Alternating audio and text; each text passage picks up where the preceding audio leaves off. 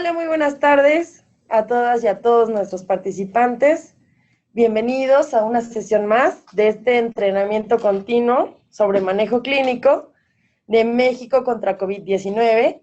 El día de hoy tendremos la sesión de síndrome inflamatorio multisistémico en niños y tenemos el honor de que la presente el doctor Ranferi Aragón Nogales. El doctor es médico cirujano por la Universidad Autónoma Benito Juárez de Oaxaca, es pediatra e infectólogo pediatra por la Universidad Nacional Autónoma de México.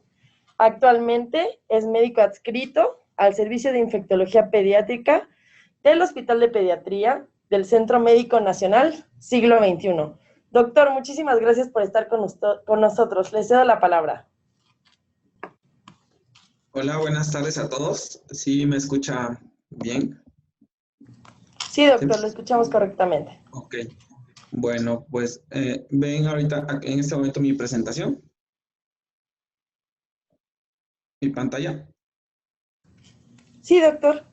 Ok, bueno, pues primero les agradezco al INSABI la invitación y al público que se encuentra asistiendo a esta videoconferencia de este tema tan importante que es el síndrome inflamatorio multisistémico en niños. Es un tema actual y es un tema que vamos a ver que en las próximas semanas probablemente pues alguno de nosotros nos encontremos con un caso de síndrome inflamatorio multisistémico en niños. Esta nueva entidad clínica ha tenido diversos nombres y dependiendo de la organización, igual pues se ha abreviado de diferentes formas. Para fines de la plática vamos a utilizarlos de forma indistinta. Bueno, como les comentaba, para fines de la plática vamos a utilizar tanto el término MIS, que es el que, así como se encuentra abreviado, o PIMS. Y vamos a iniciar el contenido de la plática. Ok.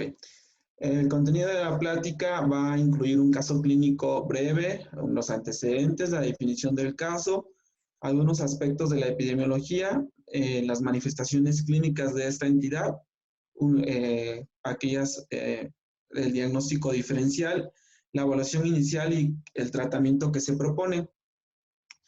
El caso clínico que les quiero comentar es un caso clínico que prácticamente lo vimos hace algún par de semanas en el hospital. Es un niño de 9 años de edad que es originario y habita aquí en la Ciudad de México, de una familia compuesta, cohabita con 7 personas. Aparentemente, ninguna de las personas había tenido algún síntoma respiratorio y ninguna de las personas en las últimas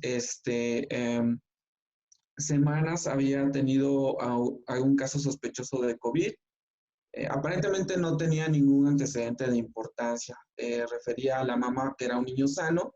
Sin embargo, vemos en su somatometría que tiene un peso de 61 kilos y es un niño de 9 años, que es algo que pues llama la atención con un índice de masa corporal de 35. Actualmente pareciera que el sobrepeso o la obesidad pues no fueran algunas enfermedades debido a que lo vemos tan frecuentemente. Sin embargo sí lo son y algunas veces pues ni siquiera lo mencionan. Y dentro de los signos vitales que presentaba el paciente cuando llegó al servicio de urgencias, tenía la frecuencia cardíaca en 140, estaba con polipnea, tenía una frecuencia respiratoria de 42 respiraciones por minuto y su presión arterial estaba en 177 milímetros de mercurio con fiebre de 38 grados y estaba saturando al 90%. Ya interrogando a la mamá sobre cuál había sido la evolución que había presentado el paciente, nos comentaba que llevaba 5 días de fiebre, que tenía mal estado general, que se presentaban mialgias, las cuales generalmente eran de predominio en las extremidades inferiores, pero al mismo tiempo que inició esta fiebre, que era una fiebre de difícil control, prácticamente no cedía con la administración de antipiréticos, el niño presentaba dolor abdominal. Un dolor abdominal tipo cólico, era un dolor abdominal de moderada intensidad, era difuso, no localizaba adecuadamente el sitio del dolor y al mismo tiempo se había acompañado de diarrea y de vómito. La diarrea se refería a que no tenía moco ni sangre. Habían sido hasta 10 evacuaciones al día. La diarrea duró poco tiempo, solamente 2 días. Y el vómito era un vómito de contenido gastroalimentario postprandial. Sin embargo, habían sido pocas ocasiones. Igual cuando llegó ya el vómito había remitido. Lo que llamaba mucho la atención es que 2 días antes había presentado un eritema a nivel de palmas y de plantas y una conjuntivitis en ambos ojos no exudativa. Sin embargo, lo que motivó a la consulta fue la presencia, bueno, al hospital, fue la presencia de disnea. Y entonces llega el paciente, aquí vamos a ver unas fotografías, a lo mejor aquí no está notable el eritema palmoplantar por pues, las características de las fotografías, sin embargo, físicamente sí era muy notable. Era una conjuntivitis bilateral, pareciera aquí que tuviera un poco de secreción, pero realmente son algunas lágrimas porque el paciente, pues además, cuando se evaluó, el niño estaba irritable y estaba angustiado. Estos datos clínicos de las manifestaciones de fiebre y de las alteraciones gastrointestinales junto con la cutánea, pues fueron que de alguna forma hicieron sospechar que el paciente estaba cursando con un cuadro de síndrome inflamatorio multisistémico. Estos hallazgos clínicos son muy semejantes al Kawasaki, la enfermedad de Kawasaki. Nosotros estamos acostumbrados, o bueno, desde antes de que apareciera el síndrome inflamatorio multisistémico, teníamos conocimiento de esto, y lo mismo surgió hace algunos meses. Entonces ya vamos a entrar de lleno al tema para irles platicando cómo es que se fue dando esto y por qué es importante tenerlo en cuenta. Cuando inició la pandemia, fue en diciembre del 2019, y los primeros casos importantes que se empezaron a reportar fueron a partir de enero del 2020. Cuando inició la pandemia, pues vimos que los niños generalmente no se afectaban tanto como los adultos, y esto ha sido de forma consistente a través del tiempo. Sin embargo, como recordaremos, la pandemia inició a nivel de China, estuvo localizada en los primeros meses a nivel de las regiones de Asia, y posteriormente, como por marzo o abril, los principales picos o la mayor cantidad de casos que se reportaron fueron a nivel de Europa. Y en Europa, en abril del 2020, se empezaron a reportar casos que eran parecidos a Kawasaki, pero que tenían unas características diferentes. Aquí vemos en la imagen de esta revista de Lancet, que ellos reportaban una serie de casos de 8 niños que tenían datos de un choque hiperinflamatorio durante el inicio de la pandemia. Y esto era muy importante porque ellos identificaron que estos niños tenían características de Kawasaki, sin embargo, llegaban con datos de choque, y aparte de eso, sus estudios de laboratorio manifestaban mucha inflamación. Estos niños tenían pruebas, ya sea por PCR o por serología, o tenían un contacto con alguna persona que había tenido COVID. Entonces se encontró una asociación. Esto fue en Reino Unido. Posteriormente, Italia le presentó lo mismo. Aquí vemos en la gráfica. A ver si puedo señalar. Ok, aquí. En esta gráfica se hizo un estudio de los pacientes que se habían ingresado en abril del 2020 en Italia, en un hospital, y ellos identificaron que en los últimos 5 años habían tenido un incremento de los casos de Kawasaki. Vemos aquí lo que se encuentra señalado con las barras, son los pacientes que los pacientes que habían llegado al hospital con sospecha de Kawasaki. Ellos vieron un incremento hasta de 30 veces comparado con los últimos 5 años, y vemos que las características de este Kawasaki eran unas características que tenían severidad, o sea, los niños llegaban con datos de choque, y vemos cómo aquí, principalmente en abril, fueron donde identificaron estos casos. De tal forma que aquí vemos otra gráfica, una parecida. Esta es igual una gráfica de los casos que acudieron al servicio de urgencias en un hospital de Reino Unido.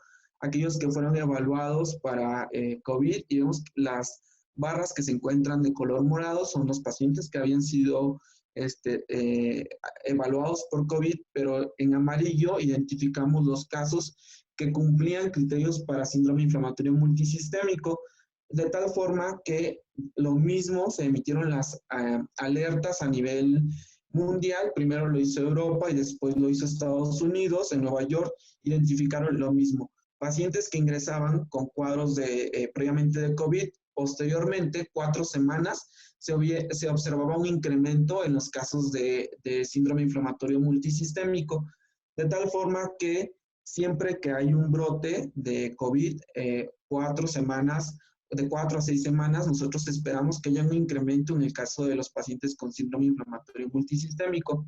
Estas son unas tablas más recientes, las que acabamos de ver fueron del inicio de la pandemia. Sin embargo, vemos que en Estados Unidos, de este lado, en la gráfica que se observa, se ha visto cómo los niños han tenido un incremento en la hospitalización a través del tiempo. En la parte se ve como al principio, en el 2020, iban incrementando. Sin embargo, hasta agosto, que fue donde se evaluó, se incrementó el número de casos de pacientes hospitalizados pediátricos, y vemos que los grupos de edad que más se han afectado de forma global por COVID en niños son los menores de 5 años y los niños mayores de 12 años como segundo grupo. Aquí vemos un menor número de casos en los niños que tienen edades escolares entre 5 y 11 años.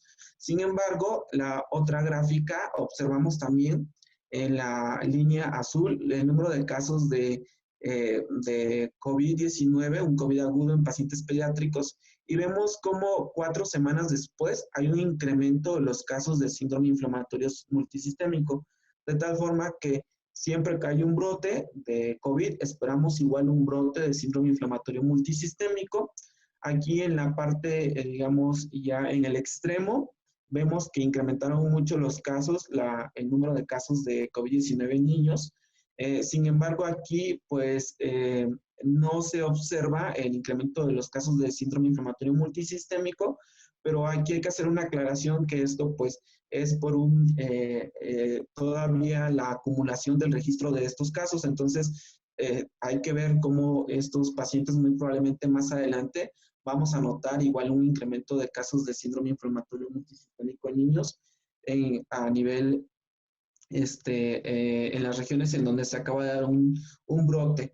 Aquí en México, de igual forma, vemos que el número de casos de COVID-19 en niños ha incrementado a través del tiempo, y ahorita es más notable. Por una parte vemos como en la línea azul que va marcando, pues, a través de las semanas epidemiológicas, vemos como en las últimas semanas ha tenido un incremento en los casos de COVID-19, y en la otra gráfica vemos también que hay un incremento en el número de casos de niños y niñas y adolescentes que tienen un cuadro de COVID-19. Sin embargo, muy importante tener en cuenta que esperamos un incremento en el número de casos de síndrome inflamatorio multisistémico. Sin embargo, aquí en México, pues todavía no llevamos un registro de esta entidad clínica. Bien. Cuando hablamos del síndrome inflamatorio multisistémico, no hay un estudio que haga la confirmación de esta entidad clínica. Inclusive, como mencionaba al principio de la plática, el nombre todavía es variable dependiendo si es la Organización Mundial de la Salud, si es la Unión Europea, si es en Estados Unidos. Casi la mayoría se inclina por MISC y a nivel de Europa por PIMS. La Clasificación Internacional de Enfermedades, la Academia Americana de Pediatría y los CDC de Estados Unidos lo definen como MISC. Todo esto lo que ha demostrado son criterios. Cuando nosotros tenemos sospecha de un síndrome inflamatorio multisistémico, debemos de tener en cuenta los criterios para tratar de identificar o de sospechar esta entidad clínica.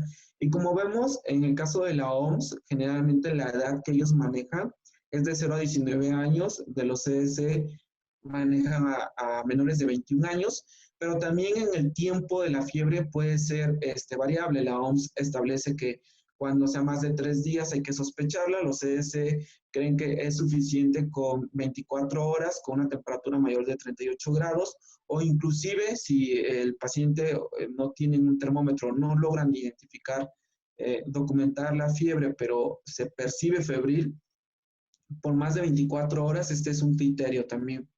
En el caso de la OMS, te menciona que deben de ser al menos dos de los siguientes datos. Uno es el rash o el exantema, la conjuntivitis, que más adelante vamos a ver las características de esta conjuntivitis. Sin embargo, muy importante mencionar que es una conjuntivitis bilateral y es no exudativa, y la inflamación mucocutánea.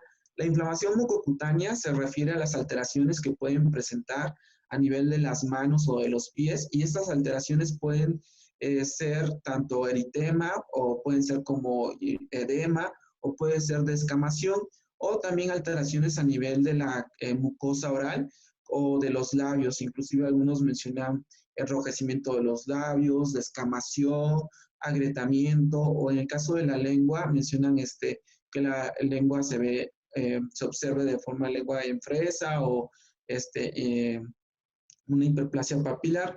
Otro de los datos clínicos que menciona la OMS es que el paciente tenga un estado de choque o hipotensión, que además se documente la disfunción miocárdica, esto a través de un ecocardiograma o a través de la elevación de enzimas cardíacas. También otro dato que la OMS sugiere para reunir criterios es la presencia de alteraciones en las pruebas de coagulación, ya sea de los tiempos de coagulación o un incremento en el dímero D, además de síntomas agudos gastrointestinales. Si tenemos dos de estos y más fiebre, que la fiebre es un requisito indispensable, pues debemos de sospecharlos. En el caso de los CDC, ellos mencionan que hay que sospecharlo cuando el paciente tiene un estado clínico grave, que inclusive requiere hospitalización y que se encuentran afectados dos órganos. En el caso de los criterios de Reino Unido, ellos refieren que solamente con tener una disfunción única o multiorgánica, pero además tenemos hallazgos adicionales, y estos hallazgos adicionales se refieren a alteraciones parecidas a las de Kawasaki, nosotros debemos de sospechar de síndrome inflamatorio multisistémico.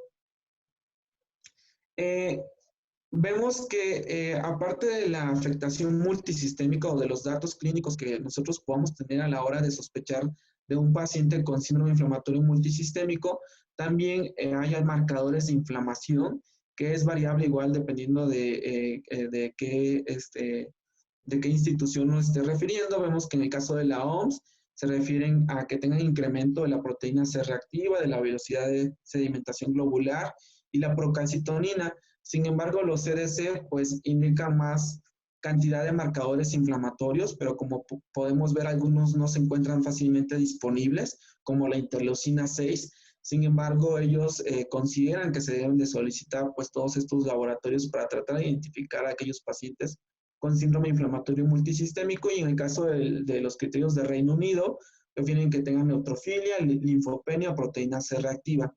Es muy importante tener en cuenta que para que nosotros podamos hablar de que esta entidad clínica está presente, debemos de tener una asociación a SARS-CoV-2. Esto puede ser a través de estudios moleculares como la PCR, o a través de una prueba rápida antigénica, o a través de serología, o en caso de que no tengamos ninguno de estos criterios, con tener un contacto con un paciente que haya tenido COVID-19 en las últimas 4 semanas, o inclusive algunos autores mencionan hasta las 6 semanas, nosotros debemos de considerar que estamos ante un caso de un síndrome inflamatorio multisistémico, pero es muy importante que al momento de que nosotros evaluemos al paciente, tratemos de identificar aquellas condiciones clínicas que puedan ser muy parecidas, como otras infecciones u otras entidades que tengan algún comportamiento clínico similar, y más adelante vamos a ver cuáles se les parecen y cuáles pueden ser los diagnósticos diferenciales. Como vemos, no hay un estudio que defina la entidad, sino son criterios que nosotros debemos de estar familiarizados. Los que se recomiendan porque tienen una mayor sensibilidad para identificar los casos son los que recomiendan la Organización Mundial de la Salud, y nosotros deberíamos estar familiarizados con alguno de estos. Yo me inclino igual nuevamente por los de la Organización Mundial de la Salud, pero vamos a ver cómo se presentan estos pacientes. De forma global, hay 3 elementos que identifican al síndrome inflamatorio multisistémico. Uno, de que debe de haber una asociación con SARS-CoV-2. Esto es muy importante. 2, la afectación multisistémica. Son más de 2 sistemas los que se ven afectados. Y 3, que hayan datos de hiperinflamación a través de los estudios bioquímicos. Independientemente de los criterios que utilicemos, nosotros debemos tener en cuenta que estas son las 3 características que van a definir a esta entidad clínica. Actualmente, como les mencionaba, todavía no se sabe la incidencia exacta en la que se presentan los casos de síndrome inflamatorio multisistémico. Estas imágenes que vamos a ver ahorita son algunos datos de casi 4,000 casos que se han reportado en Estados Unidos y es casi lo que se ha manifestado en la literatura y vemos que hay un ligero predominio del sexo masculino, algunos entre un 55 a un 60%. Sin embargo, esto parece que no tiene relación con gravedad. Y el grupo de edad en el que más afecta son los niños que tienen edades entre de 6 a 11 años. El promedio de edad generalmente varía entre 8 y 9 años, dependiendo pues de la literatura. Sin embargo, se ha observado en todos los grupos de edad. Dentro de ellos, inclusive, se han hecho reportes recientes de afectación en neonatos y esta misma entidad clínica también se han identificado en algunos adultos, de tal forma que probablemente más adelante vamos a ver de qué se trata, pero aquí hay otra diferencia que es notable con respecto a Kawasaki. Generalmente Kawasaki lo vemos más en pacientes menores de 5 años, principalmente menores de 2 años, y vemos aquí cómo el grupo de edad es diferente. También cuando se ha evaluado la raza en la que se encuentra más frecuentemente, vemos que Kawasaki se presenta principalmente en los de origen asiático. Sin embargo, en el caso de los pacientes con síndrome inflamatorio multisistémico, se ve más con los de ascendencia africana o inclusive los pacientes hispanoamericanos es quienes se encuentran principalmente afectados. Esto es muy importante tenerlo en cuenta porque hay algunos niños, principalmente los escolares, que tienen un cuadro clínico muy característico de síndrome inflamatorio multisistémico, a diferencia de los niños menores de 5 años, que a veces puede confundir con realmente un Kawasaki. Cuando se ha evaluado también cuáles son los factores o las enfermedades previas que puedan tener estos pacientes, vemos que, y esto es muy importante mencionarles, que puede presentarse en niños sanos. Diferentes estudios han demostrado que inclusive hasta en el 55% de los pacientes que tienen un síndrome inflamatorio multisistémico son niños sanos. Entonces, eso es algo que llama mucho la atención, a diferencia del COVID grave en niños, que la mayoría tienen comorbilidades. Dentro de las comorbilidades que se han identificado en los pacientes con síndrome inflamatorio multisistémico, la principal, que sin duda ha sido consistentemente, que hasta se ha encontrado hasta en un 30% de los pacientes, es el sobrepeso o la obesidad. Otros, menos frecuentemente, son aquellas manifestaciones, aquellas enfermedades respiratorias, inmunoalérgicas, cardíacas o hematológicas. Estos como factores de riesgo predisponentes. Sin embargo, lo más frecuente es que nos encontremos ante niños sanos, y de las comorbilidades la más frecuente es el sobrepeso o la obesidad.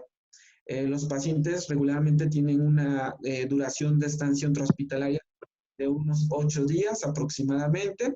Esto va a depender mucho de la evolución y de la identificación del caso de forma oportuna.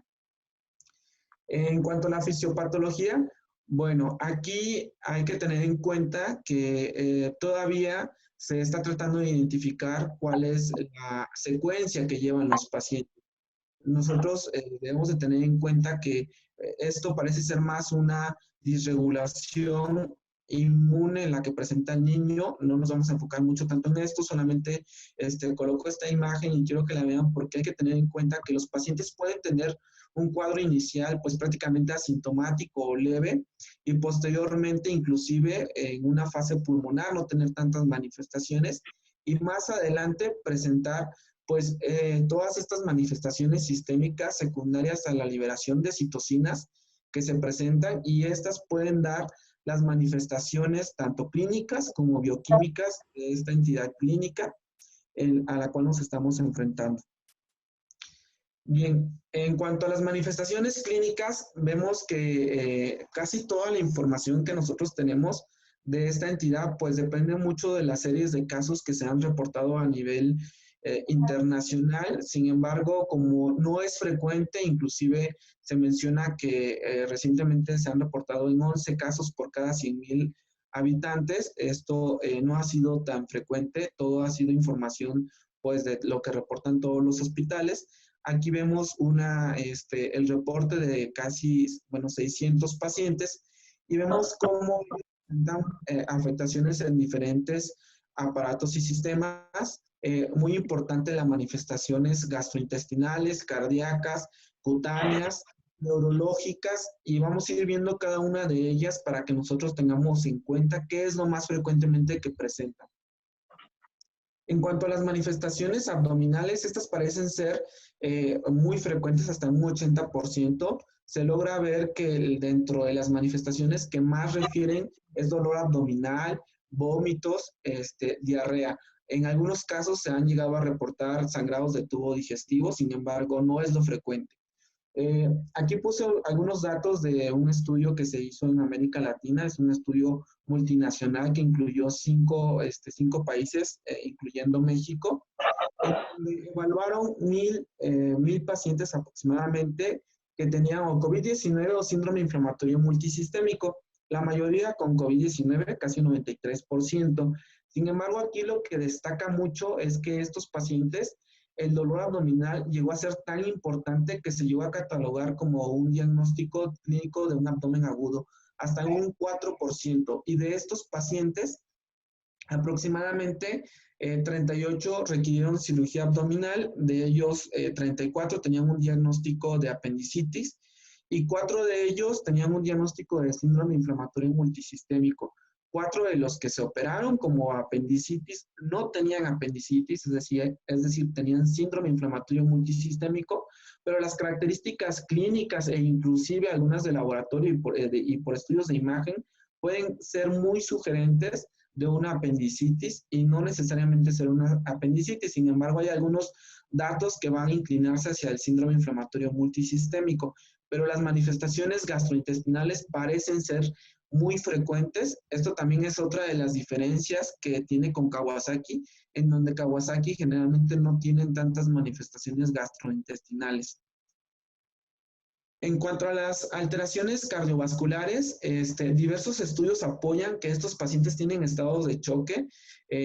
Lo principal que llegan a tener es hipotensión, datos de choque, disfunción cardíaca, miocarditis y los aneurismos de las arterias coronarias. En el caso de Kawasaki, se ha visto de forma muy bien documentado que en los pacientes que no reciben tratamiento, hasta una cuarta parte de los pacientes que no reciben un tratamiento que tienen Kawasaki pueden presentar dilatación de las arterias coronarias. Sin embargo, en el caso de los pacientes con síndrome inflamatorio multisistémico, esto no se ha documentado tan importantemente a diferencia de los pacientes con Kawasaki.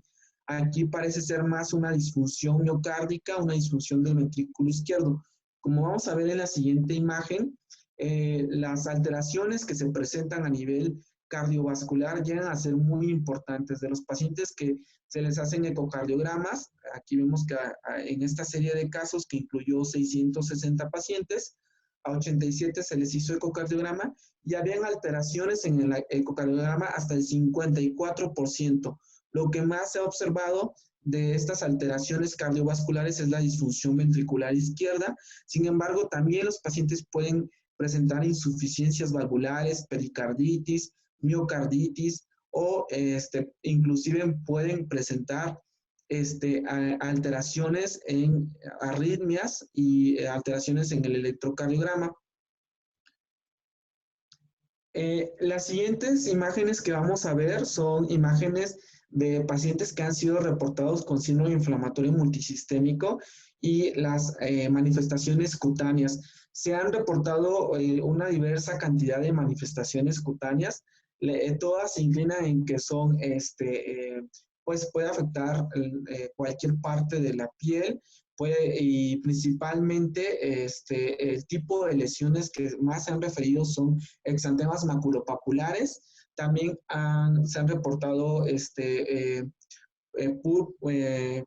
púrpuras, pero menos frecuentemente exantemas vesiculares. Muy importante la afectación a nivel de los labios, como vemos aquí en el paciente, que tienen agrietamiento, que pueden estar eritematosos, que pueden estar inflamados, o las alteraciones a nivel de las palmas, que vamos a ver eritema, tanto palmar como plantar. Puede haber descamación o lesiones francamente a nivel de la piel, que vemos aquí algunas lesiones circulares, eritematosas, maculares.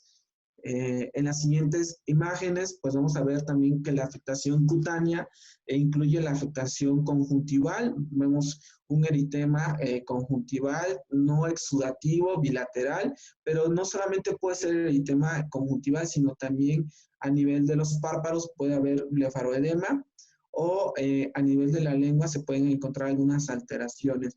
Entonces, aquí vemos otras imágenes en donde las alteraciones son principalmente maculopapulares, diseminadas, pueden ser, al igual aquí que vemos un exantema morbiliforme. Y aquí vemos otras lesiones, aquí vemos más unas alteraciones reticulares, no tanto maculares como los previos.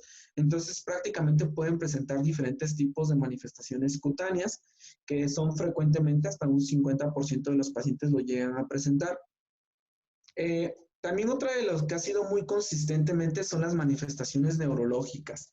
Igual en una serie de casos de casi 1,700 pacientes en donde se evaluaron pacientes que estaban hospitalizados con COVID-19 y síndrome inflamatorio multisistémico, se encontró que hasta el 22% tenía un compromiso neurológico. Y dentro de este compromiso neurológico, lo que referían ellos pues eran cefaleas o tenían alteraciones del estado de alerta, alteraciones del gusto y algunos la fatiga, que esto ha sido muy frecuentemente reportado también en los pacientes con COVID-19 agudo. Sin embargo, 43 de estos niños, es decir, el 12%, tenían trastornos neurológicos potencialmente mortales. ¿A qué se refieren aquellos trastornos neurológicos potencialmente mortales? Se refieren a aquellos pacientes que han tenido pues alguna alteración como meningitis o encefalitis, o un síndrome de Guillain-Barré, que han estado asociados al síndrome inflamatorio multisistémico o a COVID-19. Sin embargo, es muy importante tener en cuenta que un gran porcentaje de estos niños tenían trastornos neurológicos subyacentes. Sin embargo, el cuadro clínico fue el que permitió desarrollar la entidad. Otra de las alteraciones que se llegan a presentar es la lesión renal. Muy frecuentemente vemos que los pacientes pueden tener falla renal aguda. Esto tiene diferentes razones por las cuales se pueden presentar. Una de ellas muy importante es la hipoperfusión renal, secundaria a la disfunción ventricular, es decir, más por una disfunción cardíaca, por el estado de choque y por la liberación de diferentes citocinas y las alteraciones que se pueden presentar a nivel de la vasculatura renal. E inclusive en algunos, pues sabemos que también hay una importante alteración a nivel de la cascada de la coagulación y pueden ocasionar la presencia de trombos y que estos condicionen el daño renal en los pacientes. Sin embargo, cuando empezamos a ver todas estas características de los pacientes, observamos que las manifestaciones respiratorias no son tan frecuentes. Cuando hablamos de un COVID-19 agudo en niños, pues casi siempre hablamos de datos clínicos de una infección de vía aérea superior o de un cuadro clínico leve, en donde pueden tener manifestaciones como escurrimiento de la nariz, tos, fiebre, dolor de garganta, pero vemos que estos niños de síndrome inflamatorio multisistémico no son tan frecuentes y a lo mejor la manifestación pulmonar que más frecuentemente pueden ellos reportar es la disnea, pero la disnea puede ser secundaria tanto a la afectación pulmonar como a la afectación cardíaca, debido a que el paciente pues, pueda tener una disfunción ventricular tan importante. Aquí vemos en estas barras, como en amarillo vemos los síntomas que se presentan más frecuentemente en los pacientes con síndrome inflamatorio multisistémico y en azul los de COVID-19 y vemos cómo son más sintomáticos los de síndrome inflamatorio multisistémico. También la fiebre es más frecuente, las manifestaciones gastrointestinales comparados con los de COVID-19 es como por ejemplo diarrea y vómito es menos frecuente, el exantema es muy notable, pero vemos aquí en el extremo cómo es que la tos y la rinorrea es más frecuente en el COVID-19 agudo en niños que en el caso del síndrome inflamatorio multisistémico, porque pues muchos han de pensar, bueno, el COVID-19 causa también alteraciones gastrointestinales, puede ocasionar también alteraciones cutáneas, pero ¿en qué momento nosotros nos estamos enfrentando a un síndrome inflamatorio multisistémico? Pues cuando hayan muchas manifestaciones clínicas de afectación de diferentes sistemas. Lo que mencionan es que deben de ser al menos dos, pero lo que se ha demostrado es que ellos pueden tener hasta afectación hasta de 4 sistemas. Vemos que el cuadro clínico en un inicio pues puede confundir algunas otras entidades clínicas. Por eso es muy importante que nosotros tratemos de identificar o de hacer un diagnóstico diferencial. Aquí puse solamente algunos ejemplos. Uno de ellos es Kawasaki, que reúne criterios de un Kawasaki completo, un Kawasaki incompleto. Ellos de un inicio, pues nosotros podemos pensar que los pacientes tienen un síndrome inflamatorio multisistémico, sin embargo, como mencionaba, hay algunos datos que te pueden orientar hacia uno o hacia otro. Hay que recordar que Kawasaki es una vasculitis sistémica que se da, bueno, que todavía no se ha identificado la causa, que se ha asociado a infecciones virales, sin embargo, esto pues todavía hay incertidumbre con respecto a cuál es la etiología que ocasiona el Kawasaki, tiene un comportamiento muy similar. Otra entidad clínica que debemos de identificar es un síndrome hemofagocítico. Esto se presenta principalmente en pacientes que tienen una artritis idiopática juvenil, sobre todo aquellos que tienen una artritis idiopática juvenil pues ya diagnosticada previamente, pero también el síndrome hemofagocítico se ha reportado en pacientes que tienen infecciones virales como virus de Epstein-Barr o algunas otras infecciones. Siempre hay que recordar que los pacientes pues que tienen estas alteraciones también tenemos que descartar otras causas no precisamente infecciosas como leucemias o linfomas o hay unas alteraciones metabólicas como la cetoacidosis diabética. Aquí, tomando un poco de los casos que hemos visto en el hospital, en una ocasión llegó un paciente en donde tenía fiebre, tenía dolor abdominal, tenía vómito, tenía leucocitosis, tenía la proteína C reactiva elevada.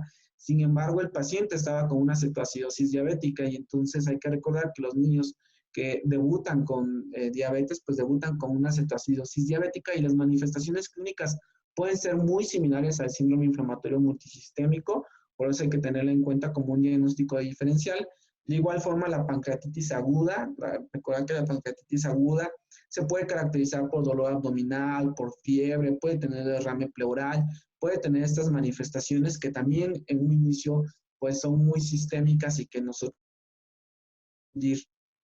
ya hablando de las entidades infecciosas, el síndrome de choque tóxico por Staphylococcus o Streptococcus, o otras infecciones que pueden tener igual afectación sistémica como la leptospirosis, la fiebre tifoidea, la gastroenteritis, la pielonefritis, la mononucleosis infecciosa.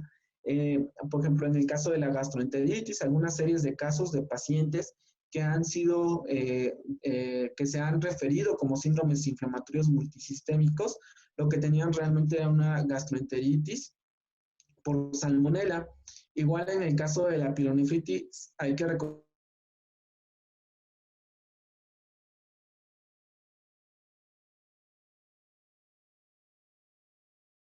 que ellos van a tener manifestaciones abdominales, como el dolor abdominal, el vómito, la fiebre.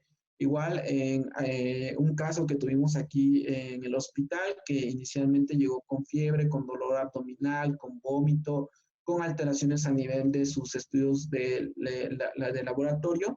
Se sospechó que tenía un síndrome inflamatorio multisistémico, se le dio tratamiento como tal y posteriormente regresa al mes nuevamente con un cuadro muy similar. El paciente estaba cursando con un cuadro de pielonefritis y ya en el abordaje completo, pues finalmente el paciente tenía una hipoplasia renal.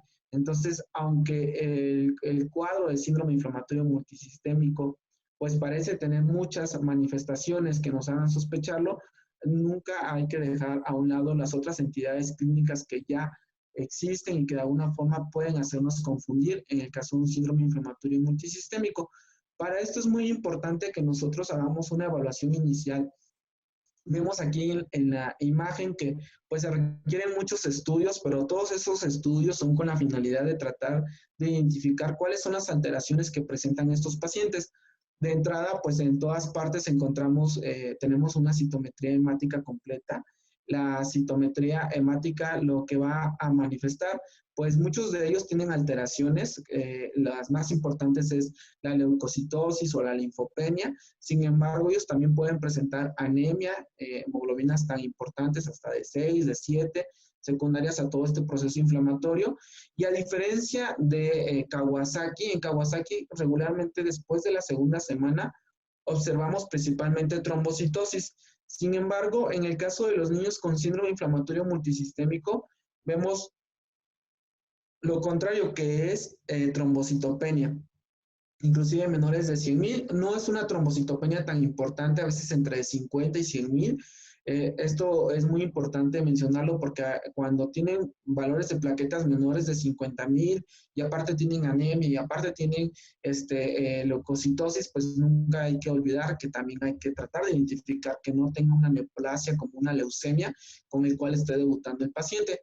En cuanto a las alteraciones de la química sanguínea, si hay afectación renal, lo que vamos a encontrar es elevación de la creatinina, elevación de los azoados. Lo que vamos a encontrar pues son alteraciones electrolíticas dependiendo de la cantidad o del grado de deshidratación que llega a presentar el paciente debido inclusive al vómito. En algunos lo que más se ha identificado es que ellos llegan a tener hiponatremias, por eso la química también debe de incluir electrolitos séricos para tratar de identificar si tiene alguna de estas alteraciones. Las pruebas de funcionamiento hepático también se pueden ver afectadas. Pueden tener una ligera elevación de las transaminasas, elevación también de las bilirrubinas, pero muy importante que ellos presenten hipoalbuminemia. Este es un dato que es muy importante que puedan presentar, inclusive es un criterio por parte de los CDC. Los marcadores de inflamación que nosotros podamos solicitar es también fundamental que lo hagamos, ya sea una proteína C reactiva, velocidad de sedimentación globular, una procalcitonina, la ferritina cuando se encuentra disponible, que generalmente son valores altos, la deshidrogenasa láctica, yo sé que pues en muchos hospitales del país no contamos con interleucina 6, sin embargo estos pacientes también pues deberían de tenerla para tratar de identificar el grado de inflamación. Vamos a ver en los pacientes alteraciones en los tiempos de coagulación, ya sea prolongación o incremento del dímero D y del fibrinógeno. En cuanto a los estudios de gases, de la gasometría arterial, lo que vamos a encontrar principalmente es acidosis metabólica e hiperlactatemia, esto secundario al estado de choque. También es fundamental que nosotros identifiquemos la disfunción miocárdica. Esto porque tiene que ver mucho con el pronóstico del paciente. A veces no se observan las alteraciones en el ecocardiograma de forma inmediata. Sin embargo, si hay elevación de las enzimas cardíacas como la troponina o el proBNP, pues nos va a orientar hacia el posible pronóstico o la forma en la que pueda tener el desenlace del paciente.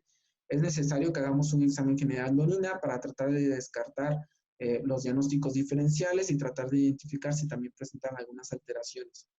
La punción lumbar va a depender mucho de las características clínicas. Si el paciente tiene alteración del estado de conciencia, tiene datos de encefalitis o de meningitis, pues es necesario que hagamos la punción lumbar. No se debe hacer de forma rutinaria, pero lo que sí se debe hacer de forma rutinaria son hemocultivos. se deben de tomar 2 hemocultivos para tratar de identificar si el paciente no está cursando con una sepsis por otra bacteria, y los que tienen un cuadro muy similar son Staphylococcus y los Streptococcus, en quienes pueden presentar pues una disfunción general, un estado de choque, y también pueden presentar manifestaciones cutáneas. Entonces, siempre es necesario tratar de hacer todos los estudios que nos permitan a nosotros, inclusive, que nosotros podamos pues, identificar quienes requieren un tratamiento de forma inmediata. Los estudios adicionales que se solicitan generalmente pues son el electrocardiograma, en donde se han visto algunas arritmias, la radiografía de tórax, esto para... todavía no hay una imagen que nos sugiera un síndrome inflamatorio multisistémico. Todavía las imágenes de la radiografía de tórax pueden ser muy similares a la de un COVID-19 agudo, con alteraciones parecidas, pero también pueden presentar derrames pleurales. Es importante que nosotros lo tengamos pues como un elemento más para la evaluación inicial. Sin embargo, no nos va a orientar mucho hacia el síndrome inflamatorio multisistémico o el COVID-19. En el caso de que tenga manifestaciones gastrointestinales, es necesario que se realice ultrasonido abdominal o tomografía de acuerdo a hallazgos clínicos. Si no tiene estas alteraciones gastrointestinales o no son tan importantes, pues no hay que hacerlo. Se ha visto que en el caso de los muchos pacientes, cuando inician con su cuadro clínico, retrasan la atención médica debido a que pues tienen miedo de que cuando lleguen al hospital se cataloguen como COVID y se encuentren en estas áreas. Y algunos pacientes con cuadros de apendicitis aguda pueden tener un retraso en su diagnóstico y por lo tanto llegar en una etapa más avanzada de la apendicitis, inclusive con una perforación, que puede en un inicio, si llegan con un estado de choque, pues también nos puede hacer pensar en un síndrome inflamatorio multisistémico. Sin embargo, hay que tener en cuenta que estos pacientes tienen afectación cutánea, que tienen afectación miocárdica, que tienen afectación a nivel de los marcadores de inflamación. Es necesario y fundamental que se le haga un ecocardiograma a todos los pacientes de un inicio en los que sospechamos de síndrome inflamatorio multisistémico, y el seguimiento con el ecocardiograma va a depender mucho de la evaluación por el cardiólogo. El cardiólogo va a ser el que va a identificar si el paciente tiene un estado de choque, qué tan frecuente se requiere hacer y qué tan, en qué momento se requiere una segunda evaluación y a largo plazo. En los estudios que se han hecho, se está tratando de identificar si los pacientes con síndrome inflamatorio multisistémico a largo plazo pueden llegar a tener secuelas cardíacas, como los aneurismas coronarios que presentan Kawasaki, o si esto no se presenta en esto. Todavía no se tiene pues información suficiente para poder llegar a conclusiones en cuanto a las secuelas de estos pacientes. Y necesario para que nosotros podamos identificar un síndrome inflamatorio multisistémico es que tengamos una asociación al SARS-CoV-2. Esto es a través de un contacto epidemiológico. Si el paciente te dice que hace 4 semanas un familiar o un contacto domiciliario tuvo COVID-19 y él no tuvo ningún síntoma, pues lo puedes sospechar. El tiempo varía. Algunos mencionan que es entre 2 a 6 semanas, en promedio 4 semanas, de alguien, un contacto que haya sido identificado como un caso sospechoso o confirmado de COVID-19.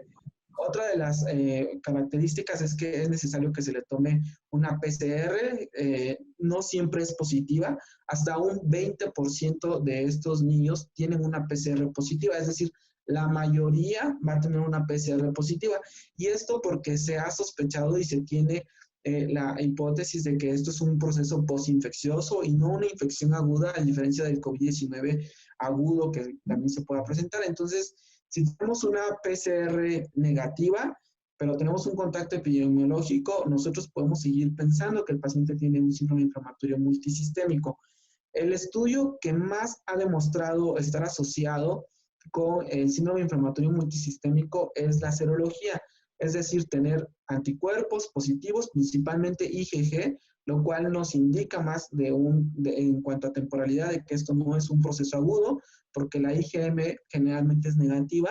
Cuando tenemos una IgG positiva, debemos de pensar en que el paciente tiene un síndrome inflamatorio multisistémico. Sin embargo, estos criterios diagnósticos que incluyen tanto clínicos como bioquímicos y esta asociación actual al SARS-CoV-2, a lo mejor con el tiempo van a ir cambiando, son criterios dinámicos.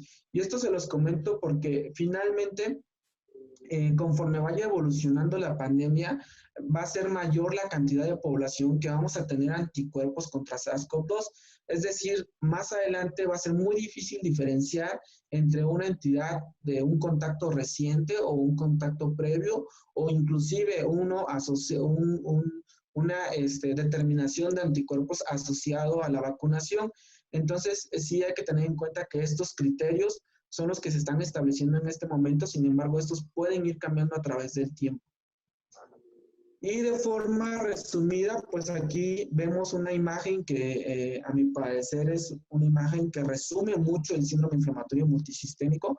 Vemos que los pacientes tienen una afectación pues muy amplia, cutánea, gastrointestinal, cardíaca, a nivel de conjuntivitis, neurológica, y que pueden llegar a presentar menos alteraciones de vía aérea superior, sino más frecuentemente la disnea, dolor torácico, falla renal, alteración en los tiempos de coagulación, muchas alteraciones a nivel de los reactantes de fase aguda y de su perfil bioquímica, y que hay una asociación con el SARS-CoV-2. Entonces, esta imagen, pues, ténganla en mente a la hora de sospechar de un síndrome inflamatorio multisistémico. Bueno, les decía, el pronóstico de estos pacientes, que ahorita lo vamos a ver en la siguiente imagen, el pronóstico de estos pacientes generalmente es un pronóstico bueno. Sin embargo, también se ha reportado mortalidad. Casi el 1% de los 1.7% y hasta el 2% de los pacientes con síndrome inflamatorio multisistémico pueden llegar a fallecer. Aquí hay que tener en cuenta algo muy importante. En el caso de los pacientes con síndrome inflamatorio multisistémico, vemos que la mortalidad es del 2%, es decir, puede ser una entidad grave. A través del tiempo, el COVID-19 está teniendo esta tasa de letalidad de casi del 2%, y cuando nosotros decimos a lo mejor el 2% en porcentaje parece poco, pero ya en números absolutos, pues es una gran cantidad de pacientes que pueden llegar a fallecer. En algunas series se ha visto que, un reporte que se hizo de un estudio multinacional igual en América Latina, se encontró que los pacientes de América Latina tenían un mayor riesgo de mortalidad comparado con otros países. Sin embargo, esto también tiene que ver mucho pues con la disponibilidad de terapias intensivas y pediátricas, y también de los tratamientos que se ofrecen. Aunque vamos a ver ahorita algunas peculiaridades en cuanto al tratamiento. ¿Cuáles son los factores que se han asociado a severidad? Pues bueno, principalmente aquí, a diferencia de COVID-19, todavía no se ha logrado determinar con certeza cuáles son los factores de riesgo asociados a severidad. Sin embargo, la edad, aquí vemos una comparación y vemos que los niños entre 6 a 12 años, los de 13 a 20 años, pues se han asociado con severidad. Sin embargo, en la siguiente imagen, lo que vamos a ver, aquellos niños, esta es una serie de 650 niños que ingresaron a diferentes instituciones o diferentes hospitales, en donde en el día 1 las manifestaciones clínicas que una vez que llegaron, las que estaban presentes al ingreso y que después estos niños requirieron terapia intensiva, fueron el dolor torácico y el dolor abdominal en cuanto a los datos clínicos, pero vemos que prácticamente todos los que tienen alterados los reactantes de fase aguda o las pruebas bioquímicas, dentro de ellas las enzimas cardíacas, fueron los que más asociaron su ingreso a la terapia intensiva. Por eso es muy importante que nosotros tengamos en cuenta que estos pacientes requieren un manejo multidisciplinario que incluye varios especialistas, y dentro de ellos pues va a depender mucho de las características clínicas que presente el paciente. Se recomienda pues siempre la valoración cardiológica para realizar el ecocardiograma y que puedan ellos determinar el seguimiento también cardiológico, reumatología, infectología con los tratamientos inmunomoduladores, y el tratamiento por un intensivista. En el caso de que hayan alteraciones a nivel de los tiempos de coagulación, también hematología debe de participar. Sin embargo, esto va a depender mucho de las alteraciones que encontremos. Por ejemplo, si hay alteraciones neurológicas, la participación del neurólogo es muy importante. Si hay manifestaciones renales, algunos pacientes inclusive han requerido terapia de sustitución renal que requieren la valoración por nefrólogos pediatras para tratar de pues, tener un mejor manejo de los líquidos y de la terapia de sustitución renal cuando se indica. Como vemos, requiere un tratamiento multidisciplinario. Sin embargo, ¿qué es lo que debemos pues, de tener en cuenta a la hora de que nosotros nos encontremos con un paciente? Uno, pues es iniciar o tener la sospecha diagnóstica. Entonces, el tratamiento general va a indicar que nosotros lo identifiquemos de forma temprana. La detección temprana es muy importante. La reanimación inmediata y urgente, es decir, si el paciente está requiriendo la terapia de oxígeno, hay que administrarla.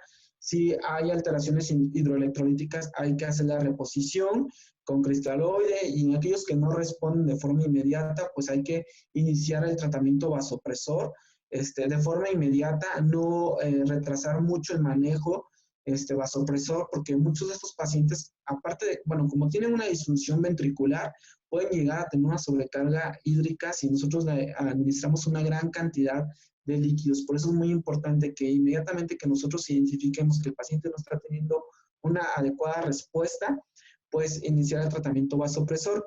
Cuando exista la sospecha de una infección bacteriana, se debe utilizar tratamiento empírico con antibióticos, pero hay que tener en cuenta que esto no es una infección que requiera un tratamiento con antibióticos. Esto quiere decir que una vez que nosotros tomemos los hemocultivos, que los hemocultivos estén negativos, que el paciente hayamos documentado que tiene un síndrome inflamatorio multisistémico, hay que retirar los antibióticos para evitar la selección de microorganismos resistentes, y más actualmente que hemos tenido pues un uso extenso de estos antibióticos. Es muy importante que cuando nosotros lo identifiquemos, estabilicemos al paciente y lo derivemos a los centros de atención para que puedan ser atendidos por los especialistas, debido a que es una entidad que puede ser potencialmente grave.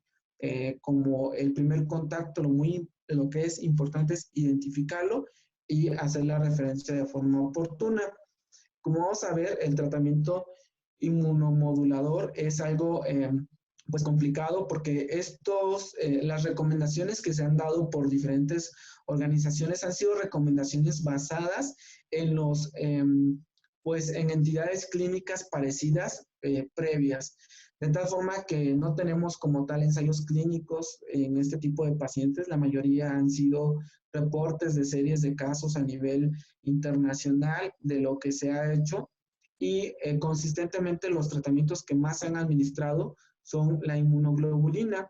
Sin embargo, hay que tener en cuenta que muchos de estos pacientes que reciben, bueno, más bien dicho, muchos pacientes que son identificados, pues no tenemos inmunoglobulina disponible en todos lados. Todavía hay pues un cuestionamiento, o todavía se encuentra en estudios si la adición de esteroides desde un inicio o la pura inmunoglobulina es suficiente para remitir todo este estado de choque. Sin embargo, aquí el Colegio Americano de Reumatología, en este diagrama, como observamos, mencionan que si el paciente tiene un estado de choque o hay una alteración orgánica que ponga en peligro la vida, pues debemos iniciar el tratamiento con inmunoglobulina y esteroide. Lo que se recomienda es metilprednisolona, que como vemos, a diferencia del COVID-19 agudo, que en donde muchas veces el esteroide que se ha recomendado ha sido la dexametasona o sus equivalentes.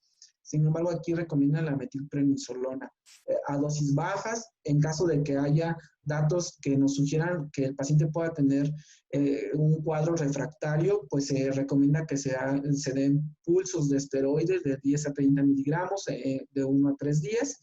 Pero vamos a ver que muchos de estos tratamientos, pues todavía se están evaluando cuál es el mejor tratamiento que se pueda indicar a los pacientes. Por eso es muy importante que nosotros tengamos en cuenta que debemos de tener una evaluación completa, pues para ver cuáles son los elementos que se pueden administrar. Como vemos aquí en esta tabla, también algunos autores recomiendan que el tratamiento también esté basado en las características clínicas del paciente, es decir, individualizarlo. ¿Por qué? porque, por ejemplo, algunos pacientes que tienen datos clínicos de un Kawasaki, probablemente el manejo que se le va a dar va a ser como el de un Kawasaki. Y muchas veces el tratamiento de Kawasaki, o más dicho, el tratamiento de Kawasaki debe incluir el uso del ácido acetilsalicílico, dependiendo de si se encuentra en la fase aguda, a dosis mayores, a dosis antiinflamatorias y posteriormente pasarlas a dosis antiagregantes. Sin embargo, todavía hay algunos cuestionamientos de cuál va a ser el mejor tratamiento. Se recomienda definitivamente que tenga la evaluación por parte de infectología, de inmunología o de reumatología para poder establecer el tratamiento. Todavía no se sabe si en el caso de los pacientes que se administran la inmunoglobulina pueda disminuir el riesgo de la dilatación de las arterias coronarias a largo plazo, porque pues apenas estamos en una entidad clínica que lleva poco tiempo y todavía los estudios se encuentran en investigación.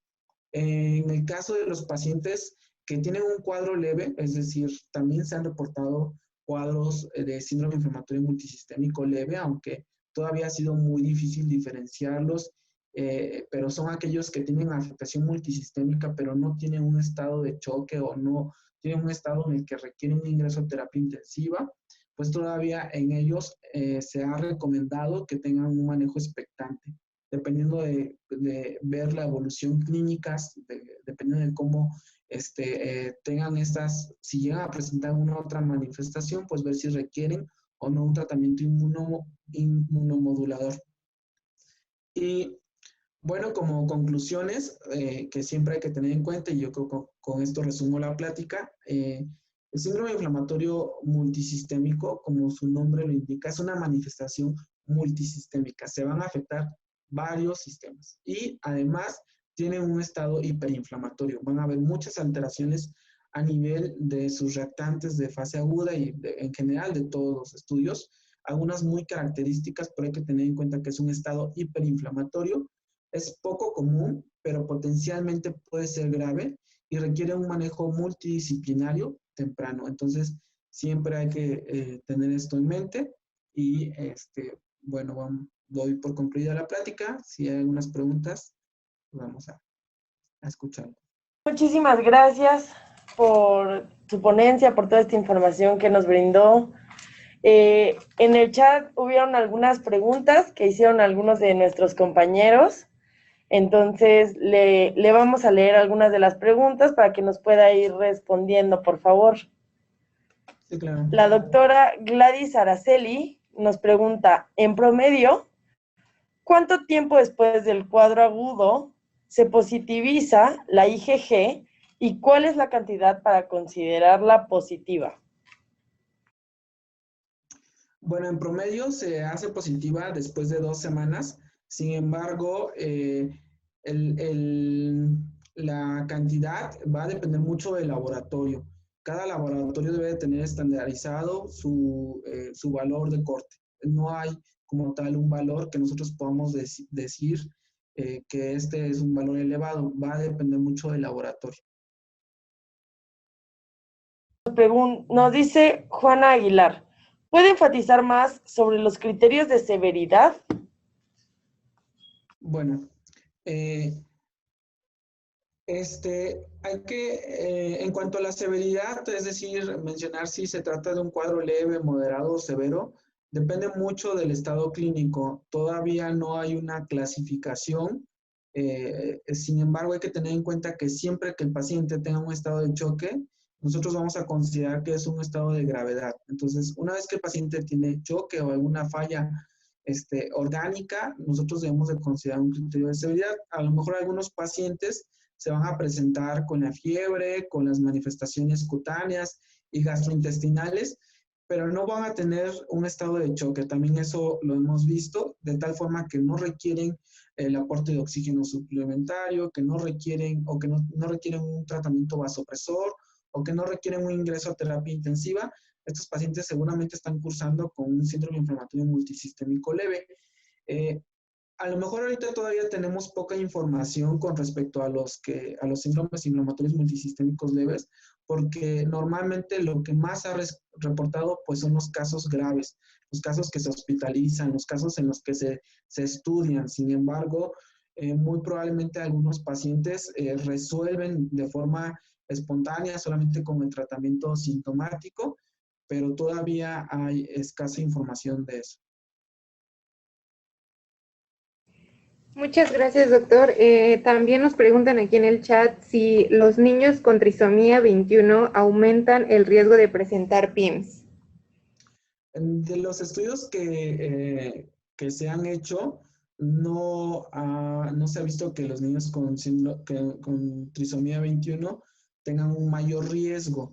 Sin embargo, hay que recordar también que estos niños, muchos de ellos pues, pueden llegar a tener sobrepeso u obesidad, que es el factor de riesgo más importante que se ha documentado con respecto a síndrome inflamatorio multisistémico. Muchas gracias, doctor. Tenemos dos preguntas que pudieran estar relacionadas. La primera es de Lourdes Rodríguez, que nos pregunta si hay alguna comorbilidad asociada con asma bronquial. Y la otra nos pregunta qué comorbilidades son más frecuentes en la enfermedad aguda. Ok. Bueno,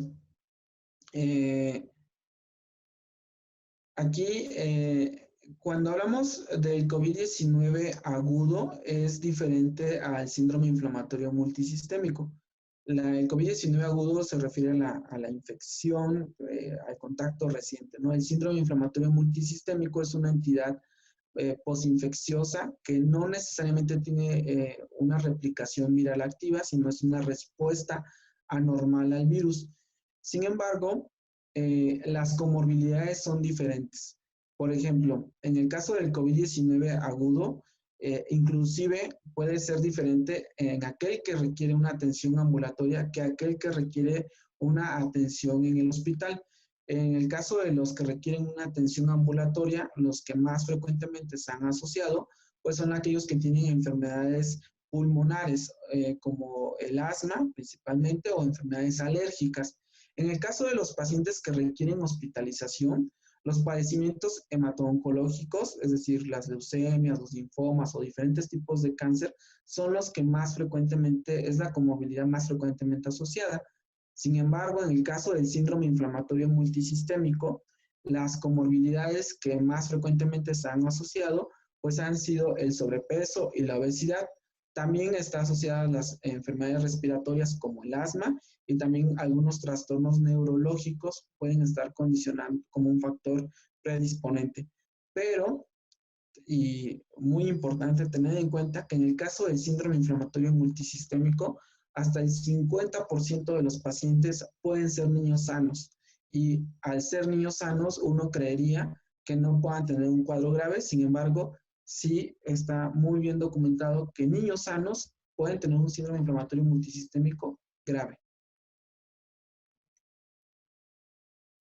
Muchas gracias, doctor. Les recordamos a los participantes que estas sesiones son a micrófono abierto, entonces si gustan hacerle una pregunta directamente, pueden abrir su micrófono.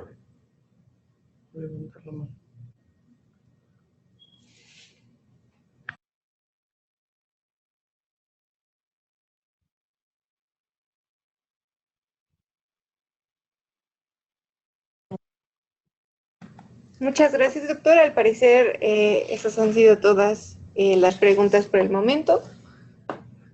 Entonces, no sé si quisiera dar un comentario final de cierre, doctor, de su ponencia. Perdón, no le escuché lo último. Le comento que si no quisiera dar un comentario final para cerrar esta ponencia, doctor. Ok.